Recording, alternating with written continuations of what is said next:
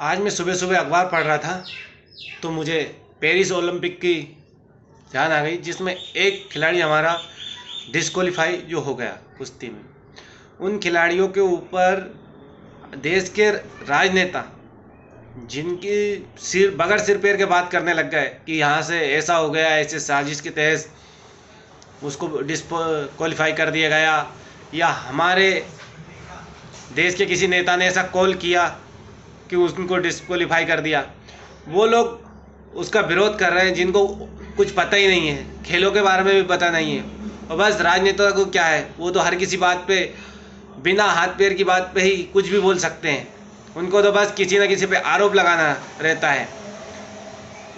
जो आरोप लगा रहे हैं ना, उनने जो हमारे देश में कॉमनवेल्थ हुआ था उसमें हजारों लाखों करोड़ों को घोटाला किया, और उन्हीं के पार्टी के लोग आज आरोप लगा रहे हैं, या उनके सपोर्टर आज आरोप लगा रहे हैं कि भारत सरकार के यहाँ से किसी के द्वारा फ़ोन लगाया गया या फिर उसको हटाया गया।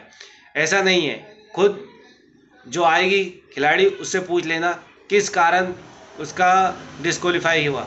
क्योंकि वो कुश्ती में हमें वजन के ऊपर, जहाँ तक जानकारी है, वजन के ऊपर कुश्ती लड़ी जाती है। उस क्वालीफाई में उनका जो वजन था वो अधिक पाया गया, इस कारण से उनका डिस्क्वालीफाई कर दिया गया। लेकिन यहाँ पे राजनेता अपनी रोटियां सेक रहे हैं उस पेरिस ओलंपिक में।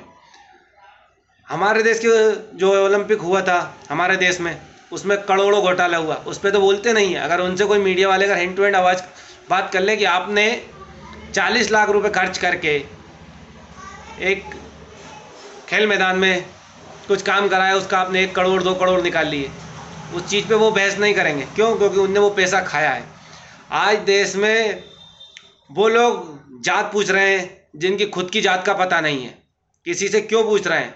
अगर आपको वास्तविक अपना पता है तो बताइए ना आपका। क्यों? क्योंकि हम जब जाति प्रमाण पत्र बनवाने जाते हैं तो हमारा पूरा बायोडाटा निकाल दिया जाता है, कौन सी जाति के थे, कहाँ के निवासी थे, हमारे पिताजी कहाँ रहते थे, या फिर वंशावली। और वो लोग आज हमारी जाति, खुद की जाति का पता नहीं, और हमारी जाति के बारे में वहाँ पूछ रहा है जहाँ देश का पूरा राष्ट्र मंच है, पूरे देश के हर आदमी उस चीज़ को ज़रूर देखता है। वहाँ जाके हमारी जात के बारे में पूछ रहे हैं।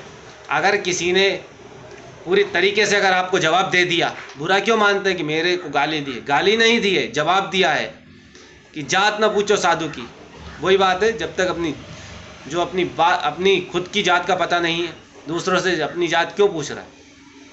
आप किसी भी एंगल से देखे जाएं, अभी जो राजनीति में जो विशेष करके लोग बैठे हुए हैं ना, वो मेन मुद्दों पे बात नहीं करते हैं। वो ऐसी ऊट पटांग बातों पे बात करते हैं जिनसे कोई फर्क नहीं पड़ता, या देश के जनता को भी वैसे उन पे धीरे धीरे विश्वास उठने लगी गया है। बताइए, पेरिस ओलंपिक की जो हमारी खिलाड़ी डिस्क्वालीफाई हुए उसके ऊपर राजनीति करने लग गए। कभी शहीद होते हैं उस पर राजनीति करने लग जाते हैं। राजनीति करना मतलब ज़बरदस्ती की राजनीति करना।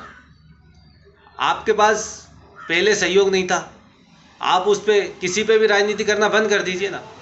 अरे साहब ऐसा उसने कर दिया, उसका क्रेडिट खींचने के सोचते हैं आप, या गलत हुआ तो उनने किया, सही हुआ तो हमारे द्वारा हुआ, वाह ऐसी राजनीति।